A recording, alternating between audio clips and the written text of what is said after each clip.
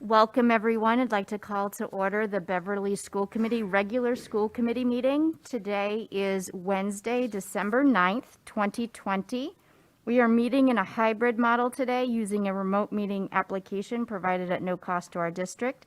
And BevCam is broadcasting us tonight to allow public access to the open portions of our meeting. This is allowed under Mass General Law under the Governor's March 12, 2020 order entitled Order Suspending Certain Provisions of Open Meeting Law, Mass General Law, Chapter 30A, Section 20. The order specifically suspends the need to have a quorum and the chair physically present and asks our body to use technical methods to allow safe public access.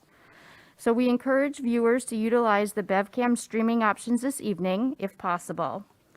We are also trying out a captioning tool this evening, and I'm just going to show the subtitles. And I am also recording a backup of our meeting on the platform this evening. Tonight is a regular school committee meeting, which means we do have an agenda item for the public to address the body during our meeting.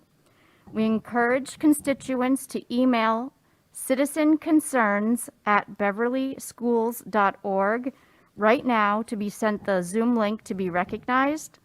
Alternately, you have the option to submit an email that the chair can read for you, Remarks should be limited to approximately 3 minutes in length. We do anticipate reaching this agenda item around 7:10 p.m. tonight. So again, the email address is citizenconcerns@beverlyschools.org, and you will be submitted the link, or you could submit your email for the chair to read. Joining us this evening are school committee members and various members of the district administration and leadership teams. I will conduct a full roll call attendance in a moment for the record, since the meeting platform sometimes does not display all participants. Please remember that any audio or video that you supply on this platform will become part of the meeting record, and as such, I encourage you to use your mute functionality as much as possible to avoid background noise. Okay, now I would like to conduct a roll call confirmation that the members who are participating remotely are able to both hear and see me. And I would just say, Dr. Flaherty, I will let you in if you have your volume off. It is. And you're on the mute, okay, just so we don't have an echo. Okay, so remotely participating from the school committee this evening are Ms. Kimberly Coelho. Can you come off mute? Here. Thank you so much. And Ms. Lorinda Visnick. Here. Thank you so much. And present in the room are Mayor Michael Cahill, Yes, here. Mr. John Malady, Hello. Ms. Karen Robinson, Here.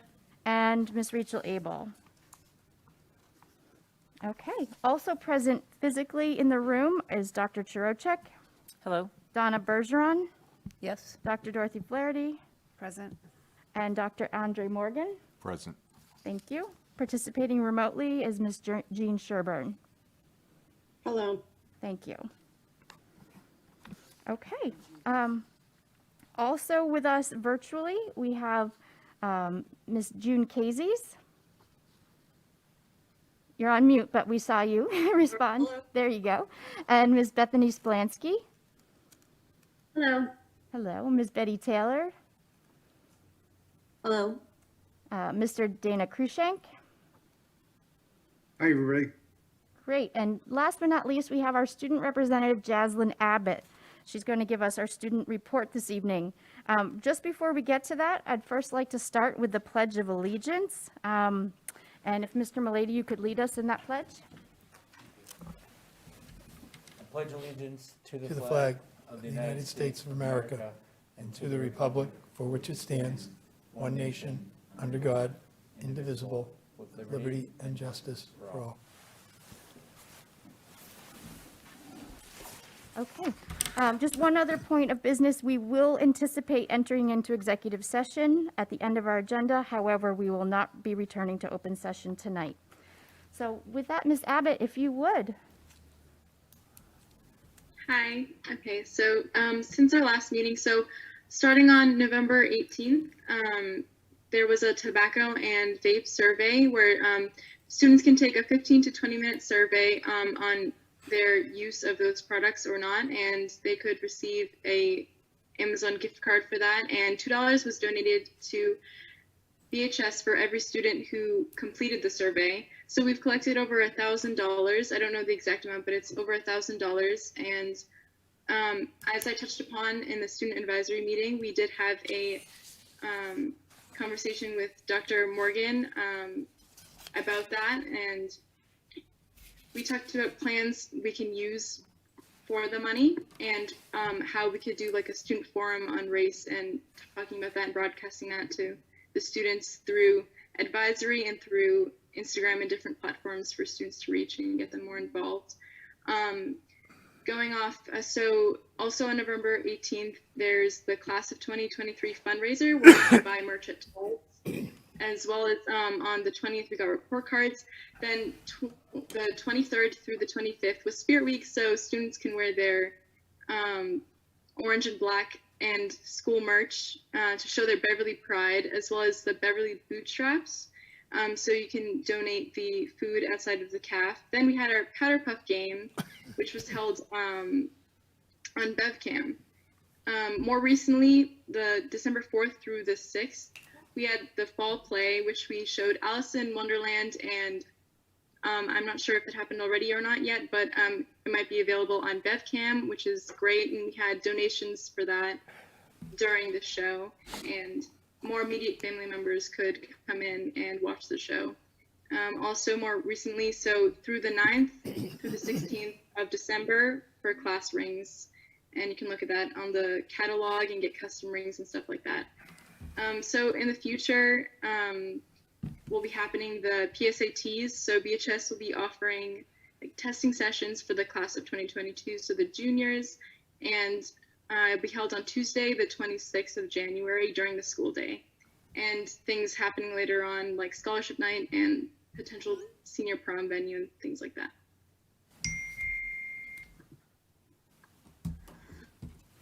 Thank you so much for the report. I'm sure it's a busy time of year. If you do need to drop off our call, feel free to get to your homework or stay and enjoy the rest of our program. Thank you, Jaslyn. Thank you so much. Thanks. Okay, so just taking that out of order, I will go next to our approval of meeting records, and I'm looking for a motion to approve. Since we do have remote participation, we will be doing a roll call vote, and I will actually do it alphabetically. I realized I had an error in my alphabet before. So moved. Thank you, Ms. Visnick. Do I have a second? Second. Thank you, Ms. Robinson. I have a correction. Okay,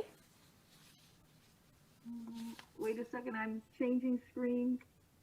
Underneath communications, where what I said was I had heard many communications about parents concerned that the number of cases are rising.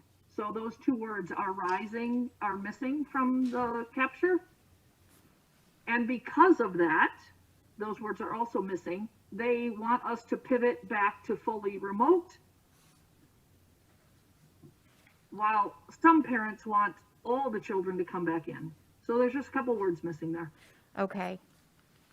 Ms. Bergeron, is that clear enough? Yes, thank you. Okay. Thank you. So the amended minutes, are there any other corrections? Okay, hearing no other corrections, we'll accept the friendly amendment to fix the sentence there that you've pointed out. By roll call, Mayor Cahill, Yes. Kimberly Coelho, Yes. John, this is where I had it mixed up. John Mulady first, Yes. and Karen Robinson. Yes. Lorinda Visnick, Yes, thank you, and Rachel Abel as chair. I just call myself last, yes. So 6-0, we have approved our records with the correction. And now, as promised, we have reached 7:10 PM, and I would like to ask Ms. Bergeron, has anyone emailed or indicated an interest to speak to us? I do not have any. Okay, it does not seem that we have any citizen concerns to bring onto our Zoom platform, so the next item on our agenda is our items by consensus. On our agenda, we are presented with warrants listed as A, B, and C, with the amounts that are listed in the report. Do I have a motion to approve? So moved. Thank you, Mayor Cahill. Second. Thank you, Ms. Bisnick. Any questions? It's pretty standard. We'll go through the roll. Mayor Cahill, Yes. Ms. Coelho, Yes. Mr. Mulady, Yes. Ms. Robinson, Yes. Ms. Bisnick, yes, Ms. Abel, yes. Those have been accepted 6-0. And next, we will have some updates from the chair. The first item on the agenda is to address our joint council meeting, which you will remember is scheduled for Thursday, December 17th. Because there are so many participants, we will be hosting it remotely. I'm working with Ms. Kent in the city clerk's office to decide if Google Meet is a better platform, but rest assured, you will all receive your individual invites and the packet very shortly. We have requested that interested candidates from Ward 2 submit their letter of interest and any supporting materials that they feel should be submitted to the bodies by the 14th, which is Monday, the 14th. And so that is, a letter of interest, a resume, references, any sorts of materials that the candidate feels that we should have reviewed in our packet. And ultimately, each of the candidates will be invited to this remote meeting platform to give us approximately a 3-minute overview on why they should be selected. We are working lockstep with the city council to make sure our process is as similar as possible to their process. The only slight difference between the two processes is that they had a number of candidates who presented their 3 minutes at a very late portion of their meeting on Monday, the 7th, and they're going to follow up with their deliberations on their Monday, the 21st meeting. We will be deliberating the same evening, and our assumption is that we'll be able to appoint a candidate that night in our joint meeting. As Ms. Visnick pointed out, our charter does call for a joint meeting to be held each calendar year with our city council. And so we have added a guest speaker to our agenda as well. We're asking Bill Burke from the Board of Health to come give us an overview. That will be at the beginning portion of the meeting, and he's aware that we will have candidates waiting to express their interest to us. I think that just about covers that. I do want to add that I worked with our city solicitor, and I did make a brief call to our council just to make sure that we were understanding the way the charter outlined the process and that we were following all of the open meeting law requirements for the way that we are going to select the appointment. And so the appointment for the candidate would be effective January 1st, 2021, and we would welcome them at our next regular school committee meeting. So any questions? Madam President, I know we'll find out on Monday, but do we have candidates as of yet? I think it's best that Ms. Bergeron compiles the packet. I do know that we had a number of interested people to whom I sent all of the information on how to formally apply. And we also shared that with the Salem News, who was actually asking what our process was going to be. And so it was published in the newspaper. My understanding, just based on what I've seen on social media, there are a few candidates that are interested. And one other point I should mention is that our council did say it is appropriate for people to reach out to school committee members individually, not serially, to talk about what the role entails, how it works, to get more information. And that way we really will have a vetted candidate that understands the commitment that it is to serve in the elected capacity.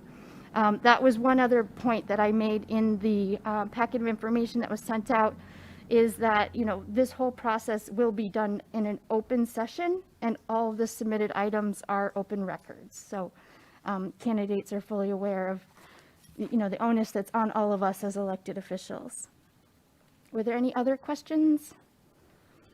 Okay, so do look for the packet. The agenda is posted for the city, and we will have it posted, if not already. Is it posted? Not yet. We will post it in a timely fashion to make sure we are both posted, since the joint councils each have an obligation to have our agendas posted. Let's see.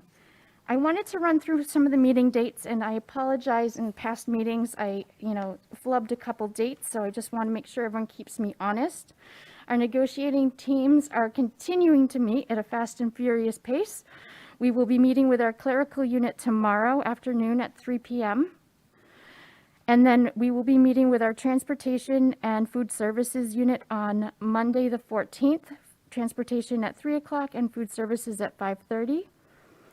We have a financial forecasting follow-up meeting at 8:30 a.m. on Tuesday the 15th. Ms. Visnick will join me there. And then with the holiday upcoming, next week we have a consolidated F&F and Committee of the Whole with a scheduled start time at 6:30 and 7:30. And we will, we have to look at that agenda already to get that posted. So we'll figure that out and let everyone know if we'll be here or just remote. We'll have to figure that out, because again, on the 17th, we'll have our joint council. I think there's meetings every single day of the week, as there has been this week as well. And then the last 2 dates that I have so far and in this calendar year are for December 22nd, which is a Tuesday. We'll be meeting with Unit A at 3:30 and Unit B at 4:30. Okay, I think that covers our dates and calendar. Everything is on our school district website as well. Okay, so the next item is our second reading of Beverly School Committee and Superintendent Operating Protocols. The first reading was at our last meeting. Again, thank you to Ms. Visnick and Mr. Milady. I don't know if we want to entertain a motion before we enter into some discussion. Mr. Milady. Thank you. I'd like to make a motion to approve these updated operating protocols. Second. Thank you. Okay. Mayor Cahill. Just a few that I think might be grammatical that maybe didn't get caught.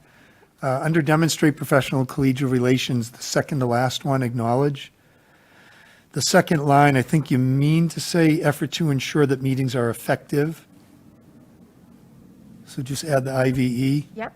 And then going down from there in the title to the next section, I think the intention was to say effective again, not affecting. Thank you.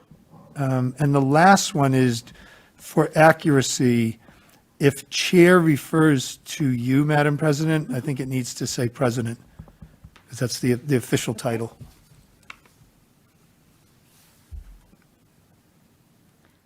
I think I've been using the terms interchangeably, but Yeah, thank you for that. sure. Thank you. Were there other edits? I know from my pagination perspective, I was looking at this for an opportunity to make it fit to one page. It's already squished into the margins quite a bit. I did see some alignment between, in the first section, support the educational welfare and well-being of our students. I did see some alignment between the first and third bullets and the second and fourth bullets. I wasn't sure if we wanted to combine those or to let them simply be stated separately, which is also an elegant and simple way to go about it.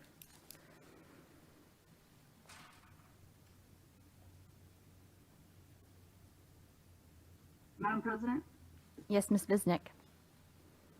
did you play with it enough to know that if you did that, would we make one page? It would still be small font, so it's a little bit of a moot point, but it would fit. Our signatures would be really cramped at the bottom. So there's no wrong answers. I looked at the words and I saw that accountability and who the actors were was similar between 1 and 3. And similarly, 2 and 4, we're talking about the community. No wrong answers, so.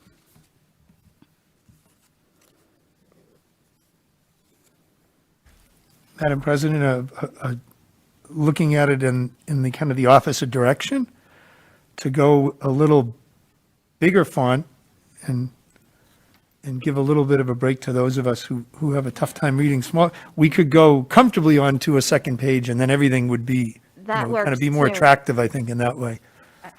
I have an eye appointment Friday, and I think they're going to tell me I need bifocals too. As I sit here with my readers on, I would agree with that. Okay. So we'll But look, Santa needs readers to read the list. Ms. Visnick, can you just briefly explain the mask for this evening? Sure. So I'm at home with using an abundance of caution. One of my children was exposed, and although he has tested negative, I made him stay home from school. And so I thought it would be perhaps a tad hypocritical if I went out of the house as well as we practiced our abundance of caution. And then I also felt like you guys who are all there in person are wearing your masks. And in order, like a show of support, I thought I too would wear a mask. Fairness kind of thing. And this particular mask has a special meaning. I make masks, and I will make anyone a mask if they want one, and I will make you a Santa mask if you would like to make a donation to one of the organizations in Beverly that feeds our hungry. So in particular, Ellis Square Friends or the First Baptist Church Meal Program, those types of organizations. Okay. Thank you, Ms. Visnick. Thanks for the explanation. It's making us giggle here. But it's a really important mission, so thank you. Okay, so I'm just looking around the room. I think I also saw a couple of commas and capital letters. One of them was on chair, but I can make that president, and maybe it just can be lowercase anyway. Ms. Robinson, please. And then just a couple of dashes and hyphen issues. Long-term up the top. Okay. And I saw another one. Oh, I even had a little one there, yep. Make it an adverb. I love this conversation. And there's just an extra space after the dash, before the dash, school committee business days and the school committee. There's just an extra space there. I see that, okay, thank you. And I was putting in the Oxford and serial comma, or serial Thank you. comma, in our items in the series. We'll get there. Any material changes? I think. Mayor Cahill. Just asked the italicized insert reference to nepotism policy here. Am I looking at the wrong version, or is that still to come? It's still the version. So that still needs to be dropped in before the third reading? Okay. Yes, and actually, we did hear from Ms. Ferretti while she was policy chair. We didn't get that updated on our website, and we need to update it on our website. And I was going to report out during the policy section that is my New Year's resolution, is to get us all caught up with publishing all of the most recent versions of our policies. So thank you. I'll put that reference in there and make sure that it's also updated. Okay, I think we are ready to vote. Again, we'll have to do a roll call vote. So accepting with the edits we've discussed and the reference being inserted and the couple of changes. Mayor Cahill, Yes. Ms. Coelho, Yes. Mr. Milady, Yes. Ms. Robinson, Yes. Ms. Visnick, Yes. and Ms. Abel, yes. By a vote of 6-0, this is passed. I will get the version cleaned up and have it available for us to sign at our January meeting when we know who our additional member will be. I think that covers the chair's report this evening, so I would kindly ask Dr. Trocheck, yes, Do you mind if I ask for a very brief recess? that would be perfectly acceptable. Thank you. Thanks. We're going to take just a brief recess.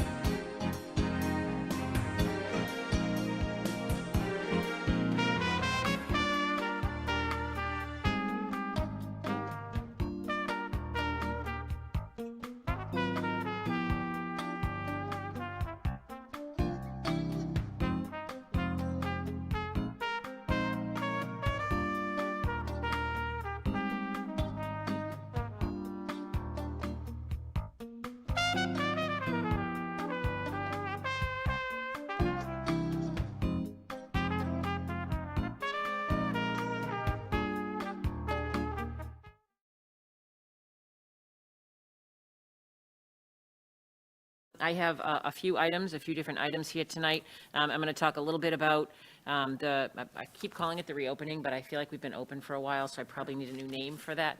But we're going to talk a little bit about our district dashboard and updates that we've made to the website in terms of sharing information and communicating with families in the community. We're going to talk a little bit about the planning for winter break and share the calendar of instructional days. We're going to give you an update on the parent survey that was conducted this week. Right now, we've completed the elementary parent survey, so some feedback from parents on how things are going this school year. And then I'll end with the North Shore Consortium annual report. And embedded in the district dashboard, I have some updates on guidance. And so I will be asking June Cases, who's our nurse leader, to help me with some of the discussion, as well as have Dr. Flaherty assist me with the parent survey, and Bethany Splansky, who is our director of special education, helping us with the consortium report. So first, I just want to remind you of the color code, sort of the metrics, which seem to be a moving target, and there's a lot of changes too, but just making sure we had made a commitment earlier in the fall that we would be monitoring the metrics. We would be taking a look of a 3-week range of period of time. And so I have that update for you here. Right now, this is the last 3 weeks that were available on the CDC, I think it's the DPH website. And as you can just see, we're maintaining sort of in that yellow range in terms of our average daily incident rates per 100,000 over the last 14 days. We have gone a bit lower, a little bit lower in the past week. But our percent of positivity was at a 1.98, which is still in the yellow range for our population. So again, we watch these weekly. They come out on Thursday afternoons, and it's, it's just one piece of metric that we use, but it's something that we keep our eye on just to make sure that we're aware of how the community is faring and what's going on within the general community. This is the community level data map. I continue to show it because I started it in the beginning, and it just gives you sort of a color picture of what Massachusetts looks like right now in terms of the percentage of positivity. But more importantly, this is the information about what's happening in our schools. And so as of December 8th, we update this. June and I meet at least twice. We actually talk almost every day, but we meet twice a week to take a look at what's going on within school. We have no evidence that there's been any transmission that is related to any in-person attendance in a school in Beverly. We continue to do our contact tracing on all instances of positive cases. And in Beverly, to the number of cases, we do a running tally. We're keeping count. These go all the way back to September 1st.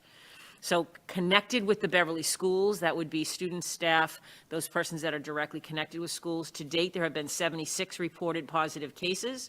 63 of those cases have completed the isolation period and they've returned.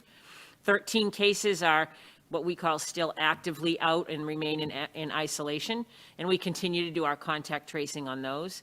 And of those 13 cases, and I think this is really important to note, 8 of them were considered remote cases. So that would mean that the individual who tested positive hasn't been in our schools, hasn't participated in school-related activities in the 7 days prior to testing positive or displaying symptoms. So at this time, we do have one elementary class that's working remotely.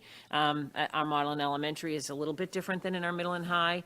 All 6 other classrooms that have done that throughout the school year have returned to school right now. So, we're I think, very pleased with what we've been able to do and how we've been able to respond and work to keep our students in school.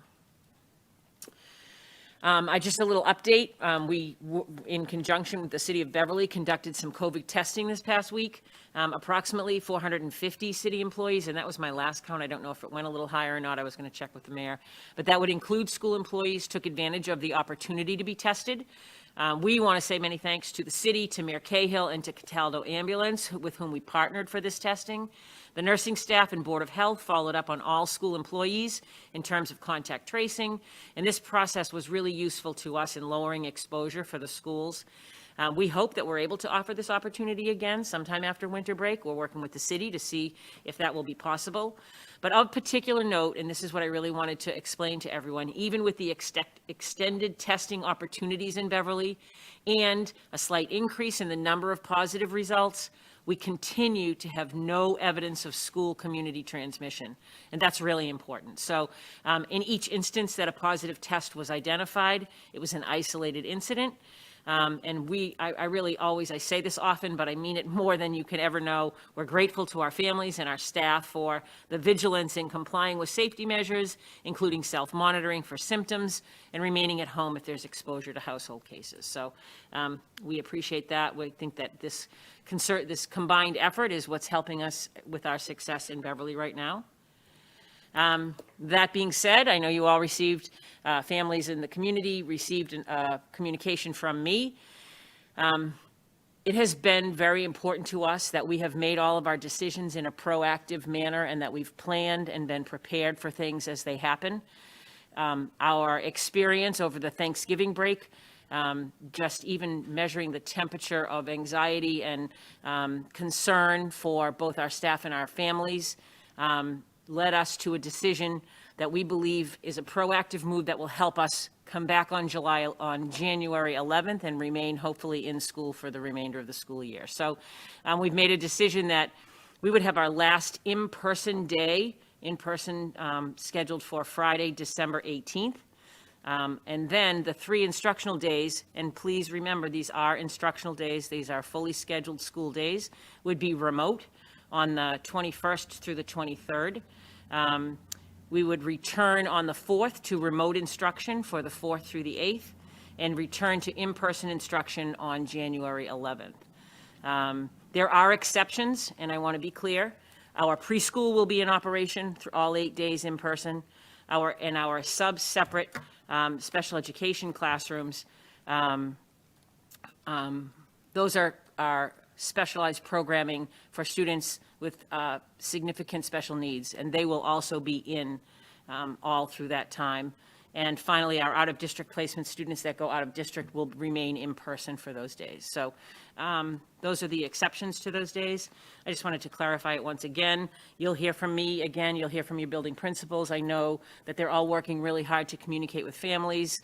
The staff is working really hard to make sure that those days are very rigorous and, continue our learning, but just allow everybody the opportunity to comply with travel guidance if in fact we hope people aren't going on major trips, but the opportunity and ability to do that and to quarantine and take care of themselves. So that was our goal, and appreciate the feedback that I've gotten from a number of people, and I'm happy to answer any questions. We did hear from the students this morning, earlier in our earlier meeting, and they're aware and understanding, so that was good. I'm going to invite June Cases, who's our nurse leader, to join me on this. Every week we've come in with some new guidance. That's because the CDC and the DPH are working very hard to make sure that they're making decisions that work well for everyone. But June, I'm going to ask if you want to just talk a little bit about the new quarantine guidance for close contacts that came out and that is in play. Sure, thank you. So what you're all looking at now are the changes that have been made to the quarantine guidelines that were adopted by the Mass DPH on December 7th, which is several days after the CDC had made the recommendations. So, and you may recall this follows a previous change in protocol issued by the DPH on 11/18 that had allowed a negative test and released on day 10. So that's now no longer the protocol. So I'm going to direct your attention to the chart here. You'll see 3 options for quarantine. So the first 2, the 7-day and the 10-day, pertain to people who are asymptomatic. So as you can see, you would have the option to be released from your strict quarantine on day 8 with either a PCR, and this is different, an antigen test. They will accept in this scenario only. So having said that, the individual again, will not experience any symptoms, but they are still responsible for conducting active monitoring through the 14 days. So you're not getting a free ticket out of quarantine using any of these new options. The 10 days of strict quarantine, where you can be released on day 11, does not require any testing. So as long as you continue having no symptoms and you reach day 10 of strict quarantine, you may then resume some activities, but continue monitoring yourself for the remainder of the 14 days. The 14-day strict quarantine is what they began with and has been modified. This would pertain to an individual who has experienced some symptoms or any symptoms during that quarantine period, even if they have tested negative, or if the individual indicates that they are unwilling or unable to conduct an active monitoring. So I think that if you break it down, hopefully it will make some sense. We plan on answering a lot of questions about this, and we're all still trying to process the changes, which are really coming very regularly for us. The one thing that I will say about this is that these new guidelines do not have any bearing on the standing travel quarantine guidelines. Those are still in place and stand as before. You would still need to get a PCR for that. I think that really, does anyone have any quick questions about this? I see Mayor Cahill has a question. Thanks, Madam President. Nurse Kays, is just on all these options, could you just explain to us exactly when quarantine starts? I understand it's when they've been deemed a close contact through contact tracing. Could you just give a little more clarity to that? Okay, well, there's a couple of different scenarios, but just very briefly. So what we try and identify with our case investigation is the last day that contact was exposed to a person who was positive. So if it was in the classroom, it would be the last day that the positive person was in school and or was infectious, which we go back 2 days prior to that. In a household setting, it gets a little bit more complicated because it's harder to remove yourself from the person who is infected. So typically what happens if you cannot completely isolate, you would have to wait as the contact of the person. You would have to wait until the positive case was deemed to be not contagious, which means that they would have to go through their minimum of 10 days of isolation and become symptom-free. And once they are finished, the contacts quarantine begins the next day for any one of these new scenarios. It could be now a 7-day or a 10-day, should they remain symptom-free. If they then develop symptoms, they have to get tested again and stay in quarantine. And if they become positive, then they begin their own isolation period. Does that make any more sense? It actually does. Thank you very much. Okay, all right, good. So, Anyone else? all right, well, thank you, June, and I stay active because I might have you join me on a couple other slides as they come along. But I want to give a big shout out and really an amazing amount of work that is being done by our school nurses and by June and by Teresa Kirsch at the Board of Health. As you can see, these criteria, as not only are they complicated, they change often, right? And so we're keeping abreast and listening carefully to what the Department of Public Health is telling us. We work closely with the Board of Health in Beverly to make sure that we are confident and comfortable with what the recommendations are that are coming forward. So we've experienced a great relationship with both the Board of Health, and our school nurses have really taken on an enormous amount of responsibility. They've been trained through the Board of Health in order to be able to do this contact tracing, and they are working tirelessly. So many, I don't think we can say that enough. Many thanks to all of them for that. That leads me sort of into communication to the community. This is almost a repeat slide. I talked about this a couple of weeks ago when we had a meeting. I just want to make sure that everyone is aware of where information is and where they can find information. We have created a district dashboard on our website, and I'm going to bring you over to show you where that's located. Within our website, we have a COVID-19 update page, and on that COVID-19 update page, we list, as you can see, the new quarantine guidance has been included. There's a copy of the letter of our response to all of the student family members and staff members in the building that are deemed a not close contact, but it just gives them a reminder of what that means. And we've created a BPS Covert Dashboard. I did show this, I think, the last time we were here, but this is available to everyone. It's updated every Tuesday and Friday.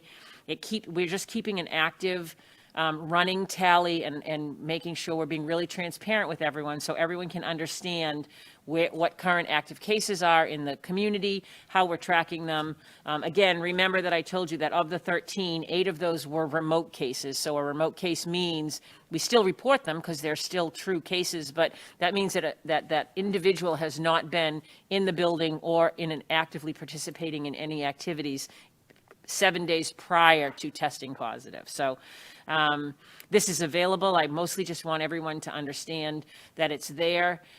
We also have the resources for returning safely to schools. This is something that the nurses are keeping up to date always. And this dashboard here.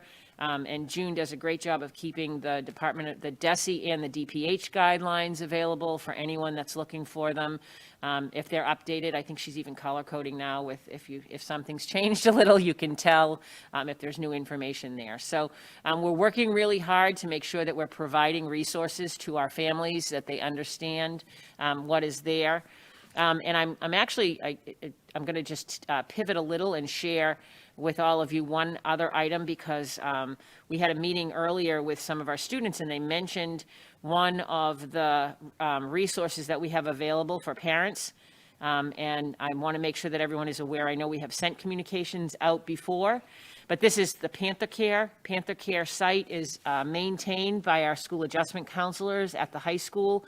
This is a wealth of information for families that you can access around mental health, supports, resources for families, resources for students. And so these resources, as you can see, this is a great place to go if you have questions or concerns or anything. I mean, obviously, always start with making a call to the school and talk to the school adjustment counselors at the building. But I did want to share that this resource was available. And after talking with the students this morning, we want to make sure that we're publicizing this so that everybody has an opportunity to see it. So I just figured I'd take this moment to share that with everybody as well. Again, we're continuing to communicate with our families regarding any of the cases. We have ceased sending the all-call letter to everyone in the community every time there's a case. Clearly, 76 letters would be a lot of letters for any of us to be getting, but we did change that. However, we have made a commitment, and we will continue to make sure that we inform anybody if there's a member in your classroom, if there's a member, in a cohort or on a team. So the principals are still continuing to send that communication out so that if you have had any, even if you're not a close contact, but you've had any exposure, people are aware. That was a request that we had early on and something that we've sort of committed to do. I just wanted to share that with everybody. And then we come to flu shots. So I'm going to invite June back into the conversation. I know, and I will probably, if I start to say the wrong thing, please correct me. There has been an order that all students, whether they're in person or remote, are required to receive the flu shot by January 1st. Before I totally turn it over to June, I am going to share with you that I was on a call with the commissioner this afternoon. And he has stated that there's still more information to come on this. It's a pretty strong edict to be out there, and I think that there are a number of groups that are working on getting a little clarification around what, in fact, it really will entail. But in the meantime, I know our nurses are working really hard, and as I mentioned earlier, not only are they working on the COVID the contact tracing, but this is another really important aspect of the things that they've been working on in their daily work. So June, do you want to just talk a little bit about, sort of where we are with the flu shots? Well, I think you've outlined it pretty clearly. We've been working since the day that we have all gotten notification from DPH that this, in fact, is now going to be a required immunization along with the other schedule.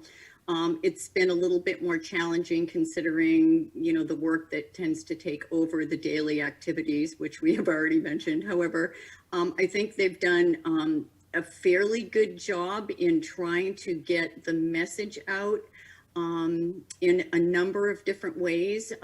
We did take a tally and, we always feel like we can do better and find other ways to, I think, get the message out to parents and not only educate them as to why this is important, because I feel there's maybe some misinformation about flu shots from adults and students alike. And I know our local pediatricians are working also very hard. Garden City has a majority of our patients. They are putting out a big campaign and offering flu clinics. So I feel as a community, we have really, just sort of rallied to try and get that initial wave of immunizations out. Having said that, we feel like our numbers may be maybe some falsely low. I think there are students that have received the vaccine, but may not have sent notification. So anyway, we will continue from now until December 31st when the deadline arrives. We do have a little bit of time in January before we return to school.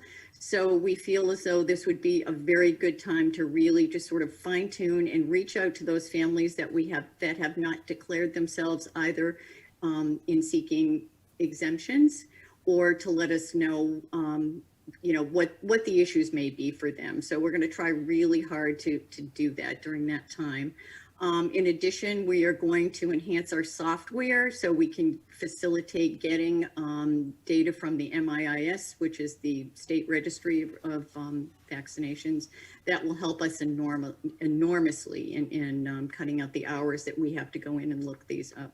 So I'm feeling right now that we have tried at the building level. Principals, nurses have gotten sent out emails and posted notices on their website that it may be time to do something at a higher level, to maybe include this message in a superintendent's message, or I know that Mayor Cahill puts out something on a Friday afternoon, if that might be something to consider, because I think people are really tuning in and listening, and it's a very, very important piece for us to keep our community healthy.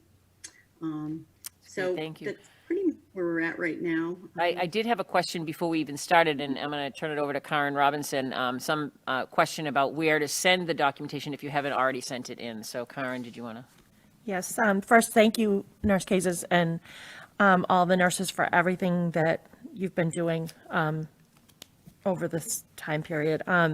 So I was this is a personal question that I'm guessing would apply to the community as well. So I was just thinking about what's the best way to get the forms in, because the kids aren't going into the buildings and, they're not going into offices, and like, I really haven't known where to send this. Like, is there a way to send it electronically, or the forms like? Yes. Yeah. We have dedicated faxes for each of the nurse's office, those antiquated machines. And you certainly can scan it and email it to your building school nurse. Okay. That would be Thank you. welcome.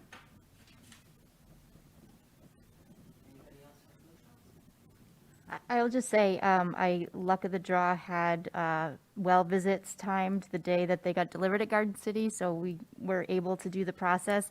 If you went through one of the clinics, when you do scan the form, it actually has tamper proofing, so it actually messes up the document just a little bit, but I'm sure the nurses will still be able to read your student's name and the timestamp on that. A picture might work for emailing purposes because the scanner does set off the tamper code on it, so. All right, and I'm on. So that brings us to our elementary parent survey. I know that if you're an elementary parent, you received an email from your building principal asking you to fill out a survey.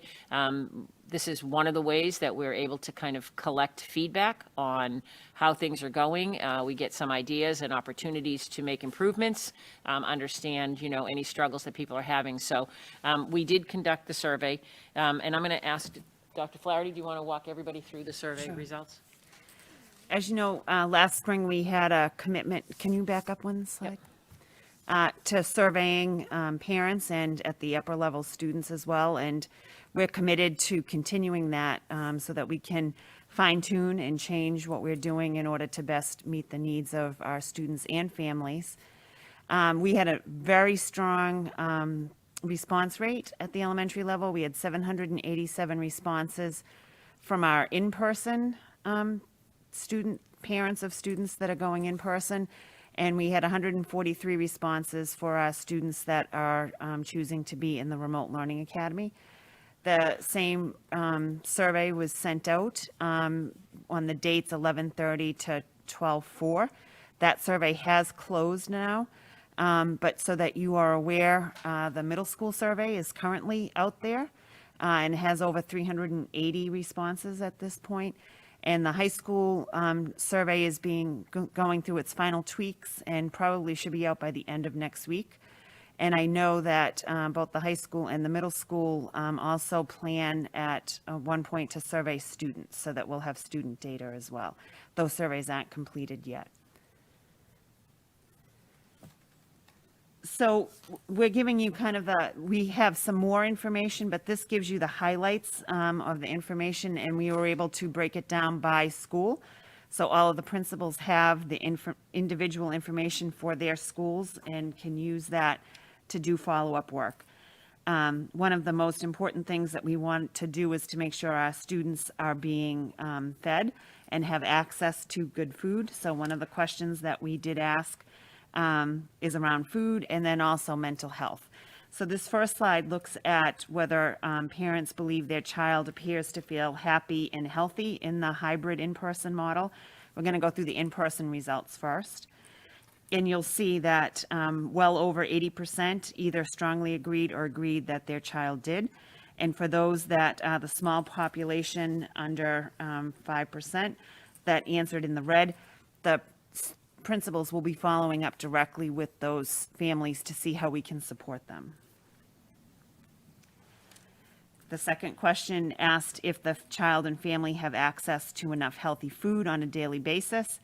Again, you can see overwhelmingly that they either strongly agreed or agreed that they did.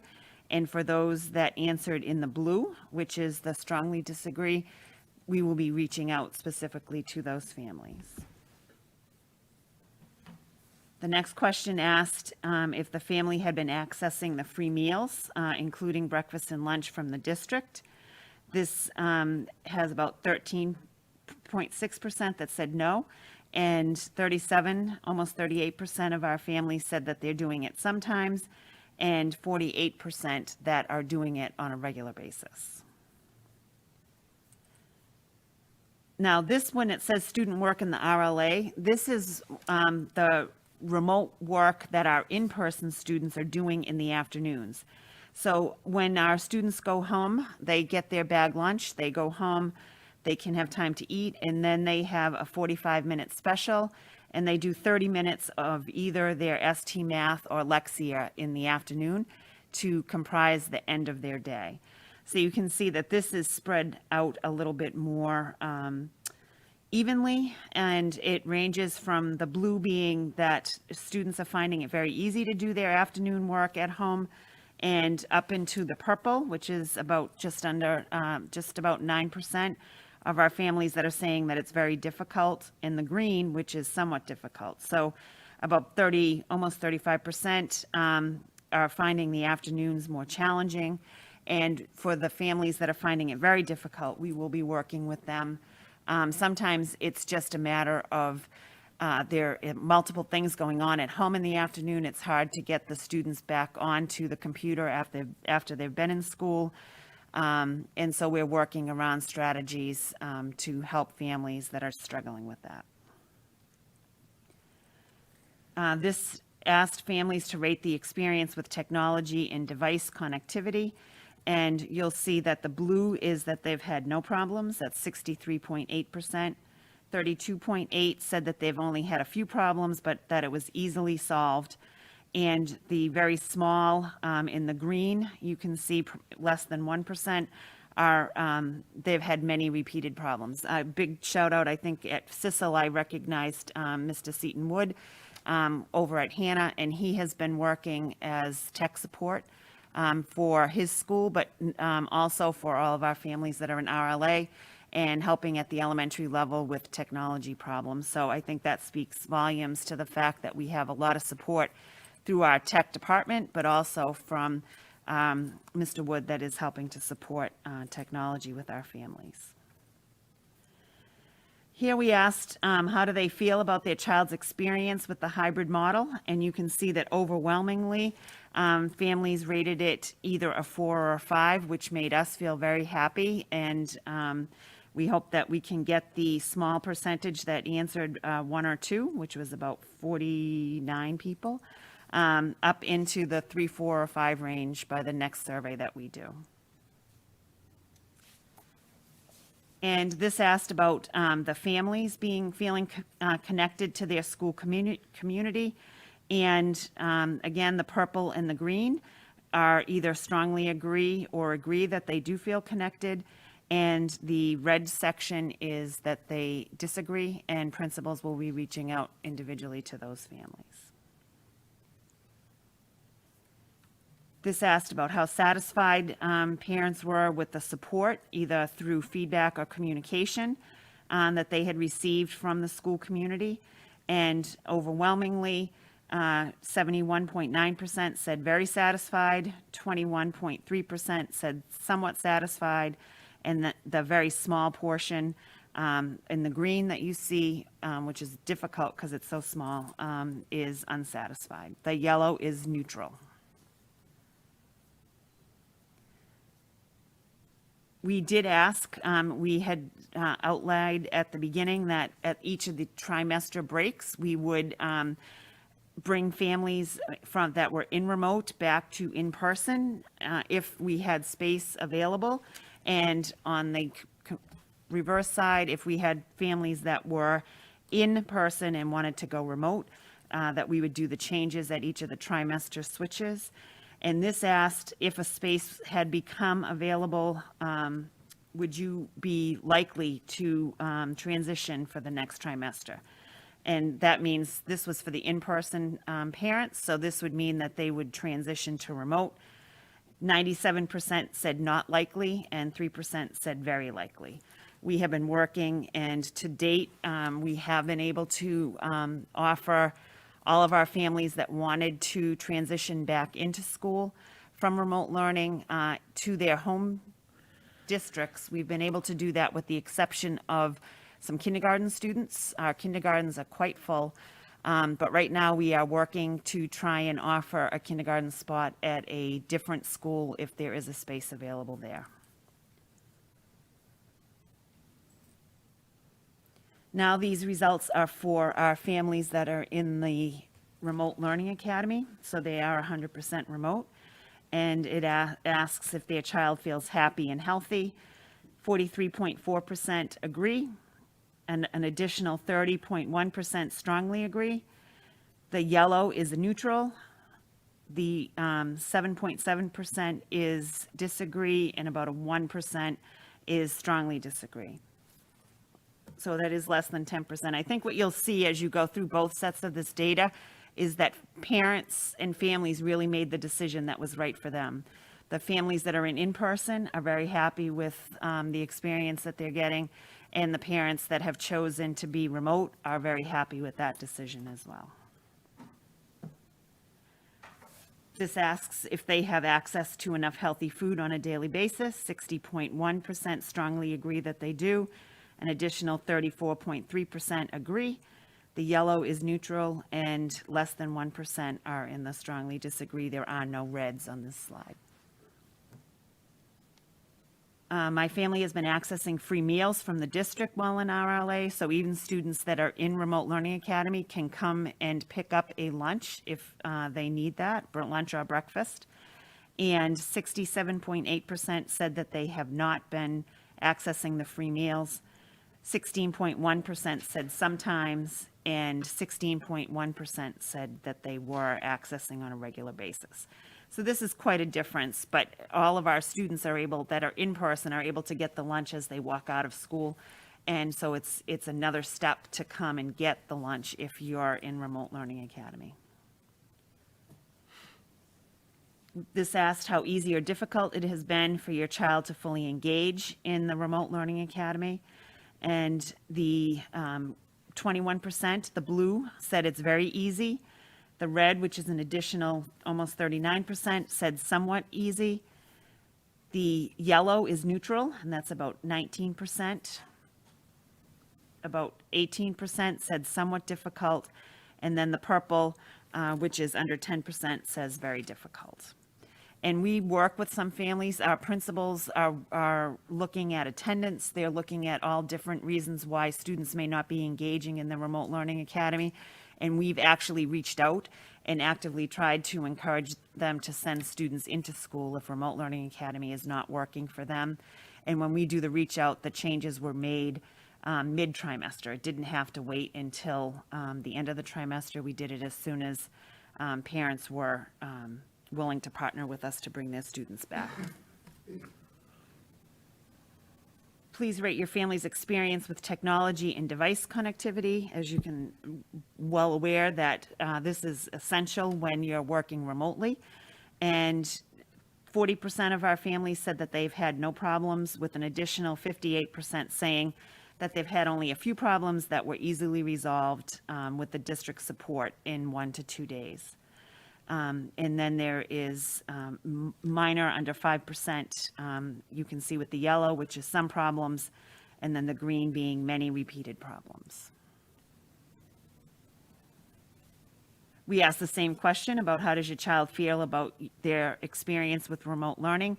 And again, you can see that overwhelmingly our numbers are in the 3, 4, and 5 range. And much smaller, only 13 families rated it a 2, and nobody rated it a 1. This is important for us. The principals have worked really hard to come up with creative ways to help our Remote Learning Academy students feel like they're still connected to their home school. And you can see that a lot of this is positive, and it also shows that we still have a little work that we can do. And so the question says, my family continues to feel connected to their home school. The purple, 8.4% strongly agree. Almost 27% agree. There's a large neutral, so we want to work on trying to get some of those neutral people into the positive range. And then we also have 23% that disagree, and a smaller percent, but probably it's not on there, but it'd be less than 5% that strongly disagree. And so we know who those families are, and principals will be reaching out to them. Same question, in general, how satisfied are you with support, feedback, and communication that your child has received from their teacher in their paired RLA school? Remember that each of our RLA grades are associated to one elementary school.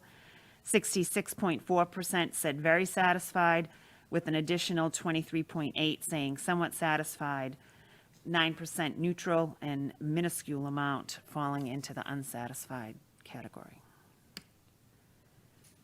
And this asked about communication from both their RLA school and their home school. 62% said that they received the right amount of communication from both. The yellow, which is 27.3%, said that they wish that they had more communication from their home school. The green, which is 7%, said that they wish that they had more communication from both schools. And less than 5% said that they wish that they had more communication from their RLA school that they're paired with.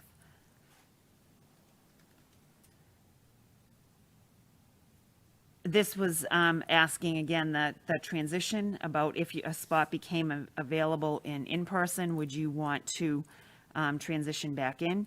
88.8% said they are not likely. 11.2% said they were very likely.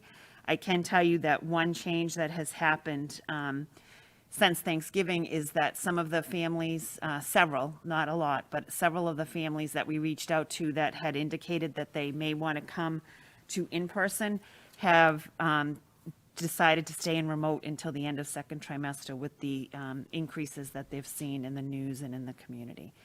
And I think that might be the last one. Yep, just the middle school and high school. So I think overall, we were very pleased with the results.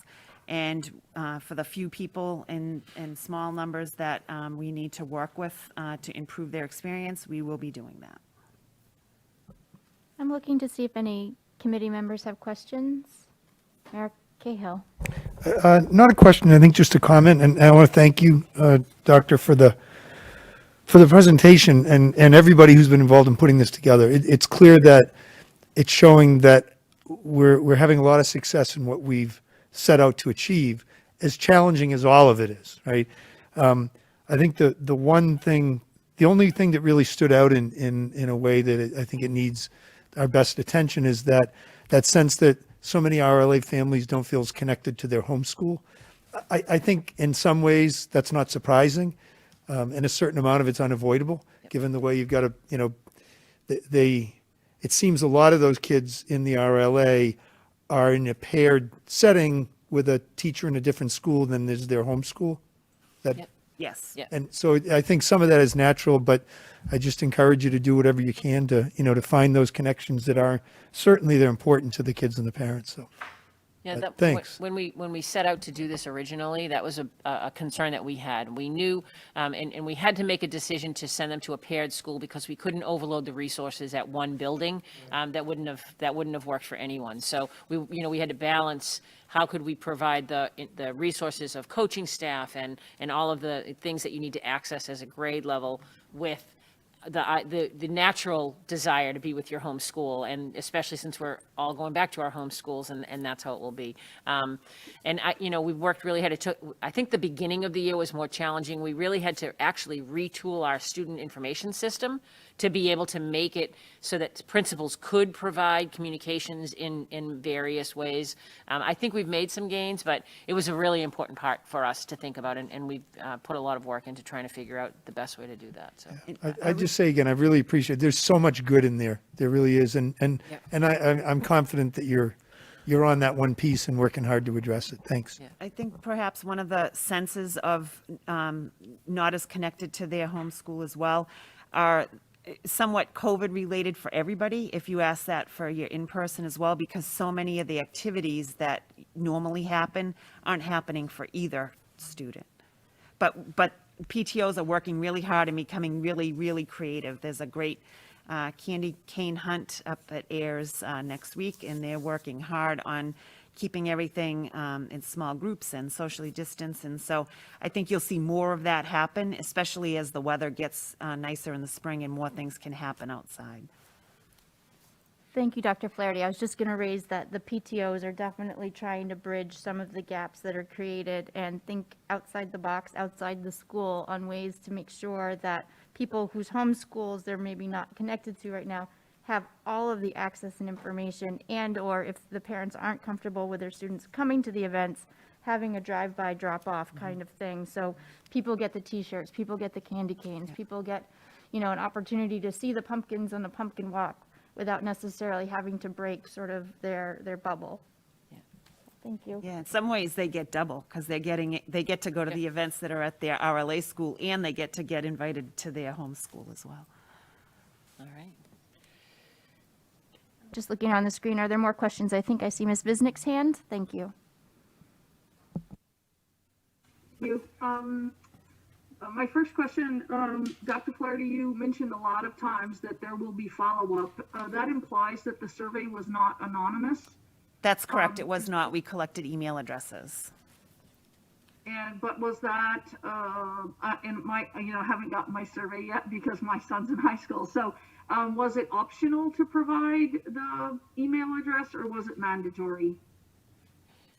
I believe it was mandatory. But I think when, in many of the questions that you saw, a pie chart that said, whether it was a food insecurity question, the follow-up question there said, please send me more information, so individuals could actually put their names down and ask for more information, or I need help with connectivity, please put your name down.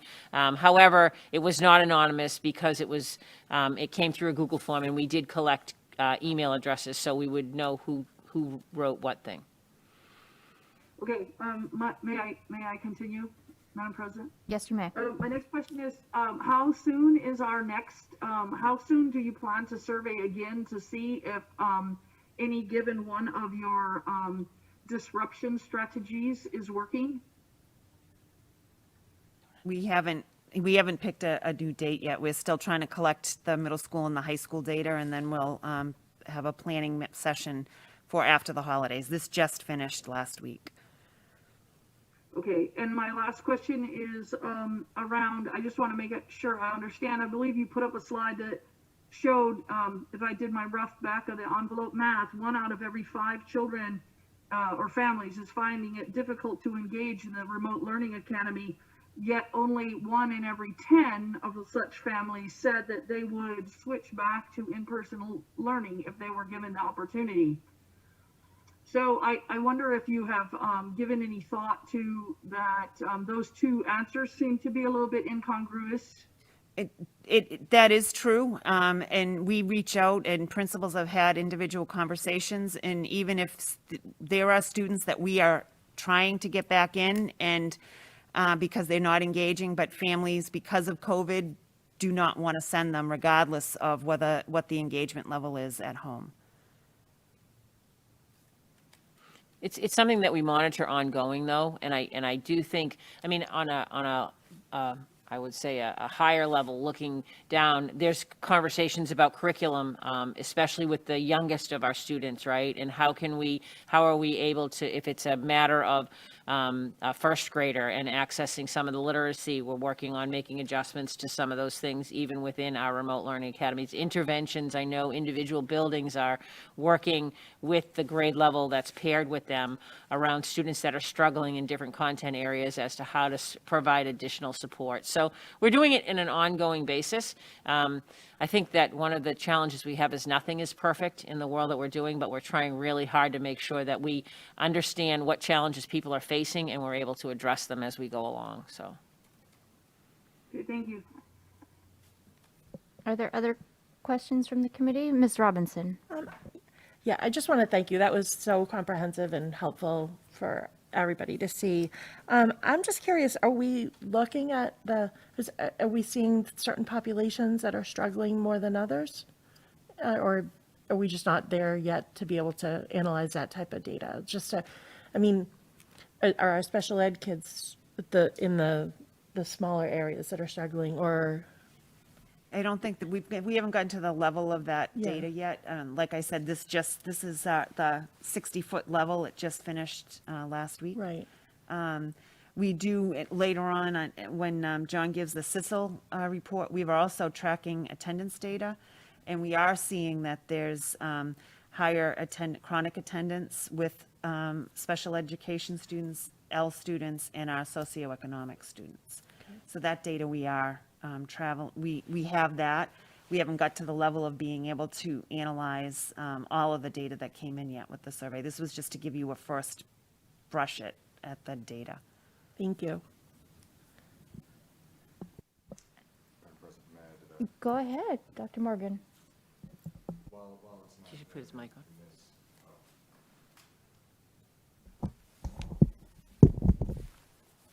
While not fully evident in this survey, the question that was raised will be more evident in the equity audit, but in which we'll be presenting the findings between the January and February meetings.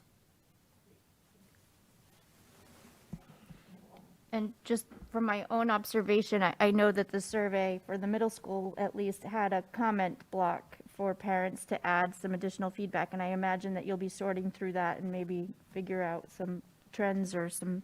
The elementary did as well. They There was a did, comment okay. block. Thank you so much. And it's a little bit easier with some of that when we sort by school, because you can break down the 787 down into a smaller number per school, and it's a little more helpful too, so. But I think it's always interesting to at least have an opportunity to look at, you know, the model that we created and the impression, and because, you know, perception is important and impressions are important, and hearing from people who are actually, you know, living it. So I'm really grateful for the principals for putting this together, and for Dot for, you know, presenting it to everybody, so. My last thing that I have here, and I know that Ms. Splansky's on the line, I actually don't want to go too far into it. You received in your documentation a copy of the 2019-2020 annual report from the North Shore Consortium. We bring that to you annually to let you know it's an update on the programming that happens there. And I don't know if you had a chance to look through it, if you had any particular questions. Bethany is available if you have anything too specific for me to be able to answer. I think my only question was about relocating some of the programs and how that's going. Yep, yes, so that's great. It's going really well. We had our board meeting 2 weeks ago, and they were able to secure space. A couple of the programs ended up at the Cummings Center. They're leasing some space in there, and then another program is relocated, and I'm sorry, I don't know the exact location, but they are all expected to stay in their alternate locations till sometime in the middle of January. But the repair work is ongoing, and you know, the transition for students to go where they needed to be and to be able to access their services, you know, is finally happening for them. So that was really important. Thank you. Thanks. Mayor Cahill. Are you aware of whether they own or are tenants in that particular building?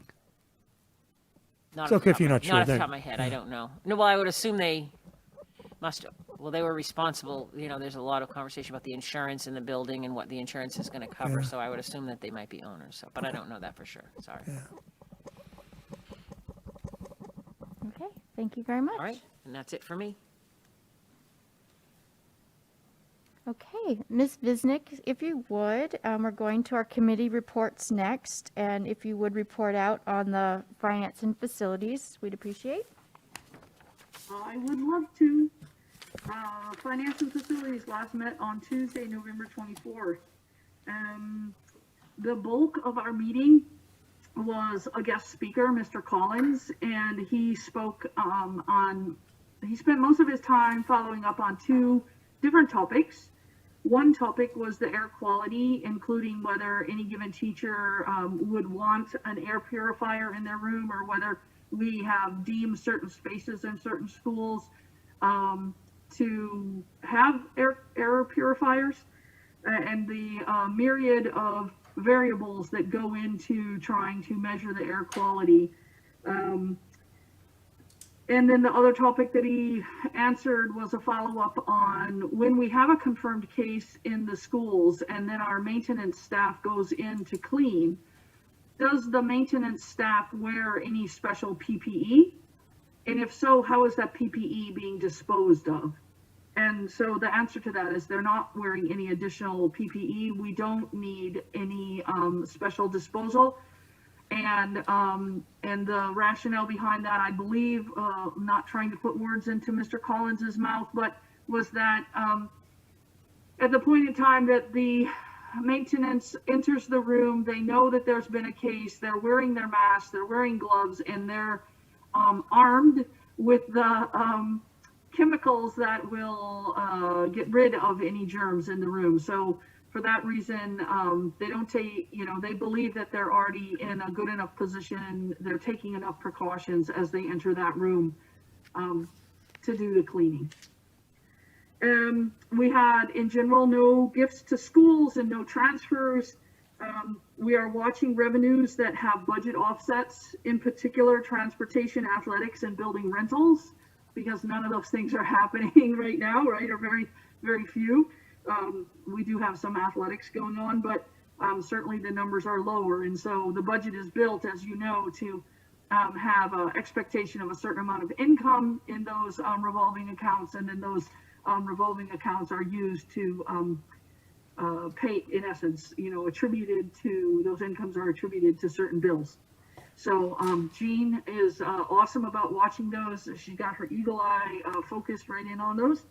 And then I would say the last thing we talked about of somewhat concern was the fact that there have been, due to COVID, a tremendous increase in the number of fraudulent unemployment claims. And that comes to us in the form of a bill. So I'm very happy to report that Monday night at the city council meeting, the city council voted to appropriate $55,000 to pay last year's, the balance of last year's fraudulent unemployment claims.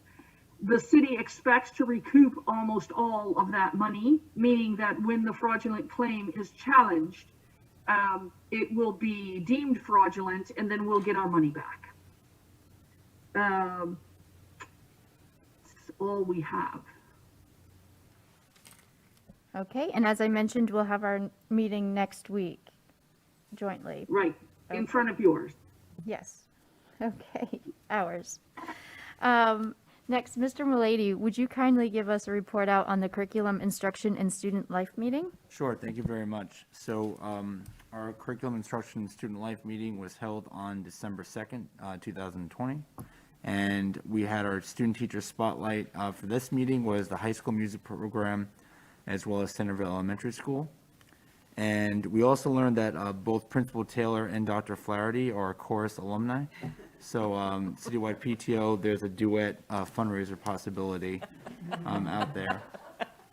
So the meeting began, we were shown some video of Funky Dreidel and Let It Snow. And I gotta say, Funky Dreidel has been stuck in my head since that meeting.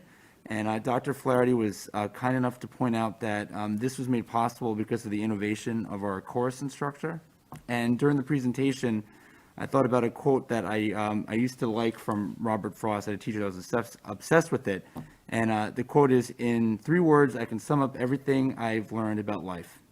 It goes on." And I think that's been hitting very close to home over the past couple of months. And I think these meetings are proof that life has definitely gone on. But we don't always get a chance to see the tremendous effort that's being done behind the scenes by our teachers, our staff, and our administrators that's going on to make this all possible. And consistently at all our curriculum meetings and the meetings that we have like this and communities as a whole, we can't help but fully express the gratitude for the hard work that's happening by our central office team and people in the classroom. So this is one of those meetings that you're going to hear these shout outs constantly. So Principal Smith highlighted what work was being done at Centerville. She said Beavertown. And she said this quote about her staff about it's their work and they've brought so much positivity to their work. And Ms. Smith highlighted work that was being done in outdoor learning, community events, cultural relevance, as well as remote engagement. And she highlighted that the staff at Centerville has done an excellent job in working to keep students engaged. And we saw this highlighted in the No Child Left Out recess image of the back of the school, as well as an outdoor turkey hunt. And I don't know if she was kidding about this, but finance and facilities, this may come your way, and Mr. Mayor, you too, about the prospect of changing our outdoor fire policy, just for kids to spend more time outside. But I don't think she was kidding either.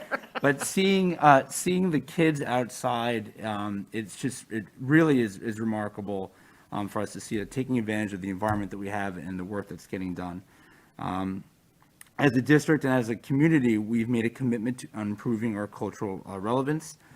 Principal Smith pointed out that members of the Centerville staff, several of them, spent 2 days at a conference called Be About It. And at that conference, they covered topics such as ranging from privilege and bias.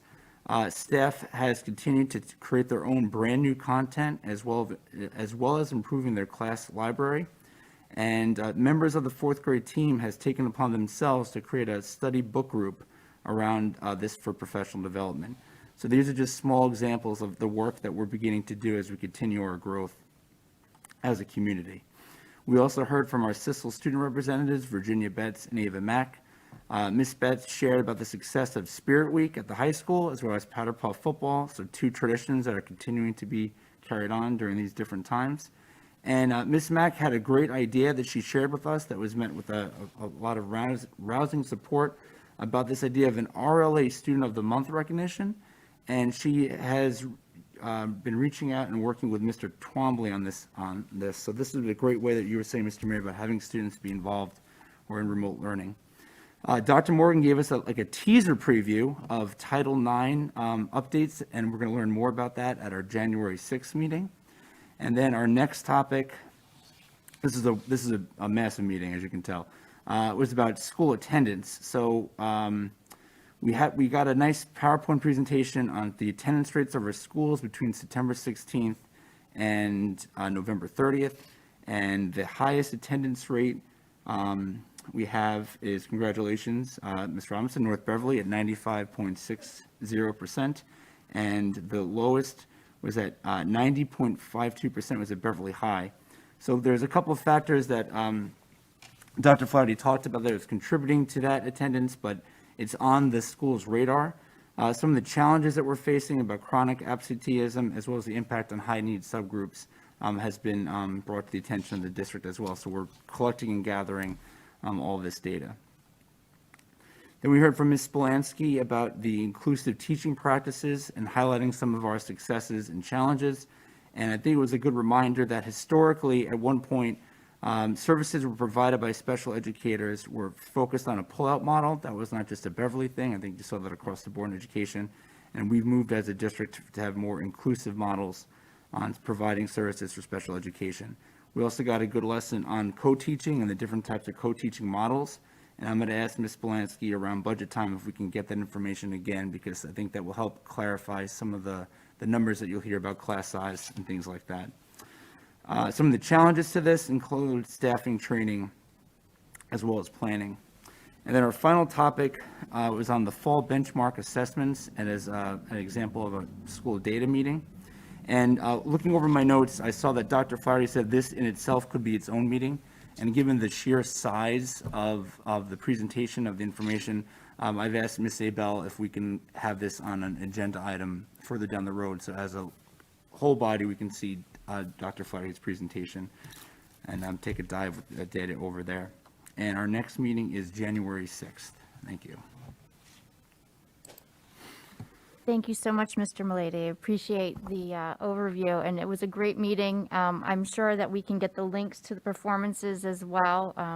I don't know if it would translate through the BevCam recording, but I had goosebumps on goosebumps. It was so impactful for us to see the students, and they never would have been able to all come in here to one of our meetings. So it was actually, you know, a good use, and thank you to Ms. PK for really recognizing the power of that platform. Okay, I have two reports out for the negotiating subcommittee. The negotiations subcommittee and subcommittee are continuing to meet with our bargaining units, and it has been going very well. And subject to appropriations, we do believe that we will be coming to the school committee soon for signatures on an MOA and a contract. So we'll see you for full committee approvals hopefully soon. With some of the units. And then for policy review subcommittee, as I alluded to earlier, it's been called to our attention that the website does need to be updated with some of the changes we've made to certain policies since the big adoption in July of 2018. So my New Year's resolution and commitment to this body is that we will work through making sure all the most recent versions are accessible on our website as well as in the binders in our office. So we do have a few items that we will need to look at sooner rather than later, and we'll start putting those on our regular agendas for review, as well as schedule a policy subcommittee meeting. So thank you. The next item on our agenda is actually the opportunity for our school committee members to report out communications. I'm looking to see, I see Ms. Visnick's hand. Go ahead, Ms. Visnick. Thank you. I have had constituent concerns around the increase in cases and some people who are not happy about the holiday pivot back to remote, but some people who are elated. So it's always kind of nice when you get a little bit of both sides of you know, to know that it's almost like an offset. For every person who's happy, there's a person who's unhappy, or we should say that the other way around and end on the happy note.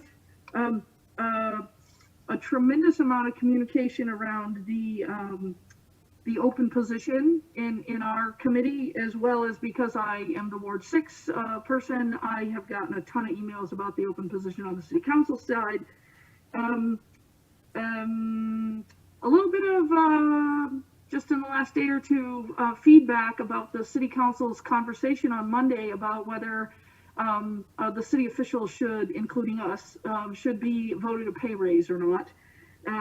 And you know, how difficult that is. And Ms. Abel, you and I have certainly conversed about that a great amount in the financial forecasting meeting with the other members of financial forecasting. But there are members of the public who are paying attention to that, and that got a little buzz after Monday night's meeting. And finally, I want to say that I received I sat in on the citywide PTO meeting, sat in on from home via Zoom recently, and they were blessed to have Dr. Morgan as their guest speaker, and they're just over the moon happy, and they're looking for ways that they can help get the word out about his position and the top 10 list of, you know, the things that he and Dr. Chirocek presented to us that they'll be working on in the district. And ideally, they'd like to help perhaps with, you know, a series of videos made for the different school levels, right? Because citywide is somebody from every school, and the elementaries are all, you know, grouped together and tend to be like-minded. But the middle school and the high school people are like, we need something a little different. So it's great to see the buzz there. And I just want to say that, you know, whenever a compliment comes in, we like to share those.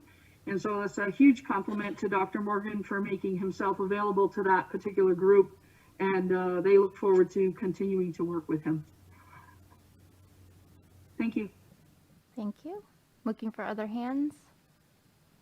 I would just echo, I think I had received some similar communications. I would just add that I also continue to receive communications about parents, despite the uptick, wondering when we can get our students back in the buildings more, especially at the younger middle school level. Parents are concerned that 2 days in person is just not quite enough, that they don't quite have the skills and the discipline at home in the 5th and 6th grades. But I know we're doing our best, and I think the survey results, once they come in for the middle school, might show us a couple of opportunity areas.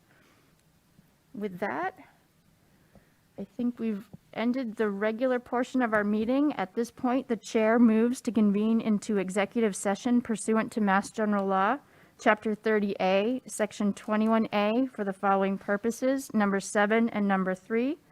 Purpose 7 is to review and approve the minutes from the following executive session meetings of the Beverly School Committee. We have October 28th, 2020, and November 18th, 2020 to review and approve. We also have purpose number 3 to discuss strategy with respect to and in preparation for collective bargaining with the Teachers Unit A and the AFSCME units, because an open discussion may have a detrimental effect on the bargaining position of the committee, and not to return to open session. So I have made that motion. Do I have a second? Second? Thank you, Mayor Cahill. And we do need to call the roll. Mayor Cahill? Yes. Kimberly Coelho? Yes. Thank you. John Malady? Yes. Karen Robinson? Yes. Lorinda Visnick? Yes. And Rachel Abel, yes. By a vote of 6-0, we are entering into executive session at 8:35 p.m. and we will not return to open session. So thank you everyone for watching at home, and thank you BevCam for broadcasting us live.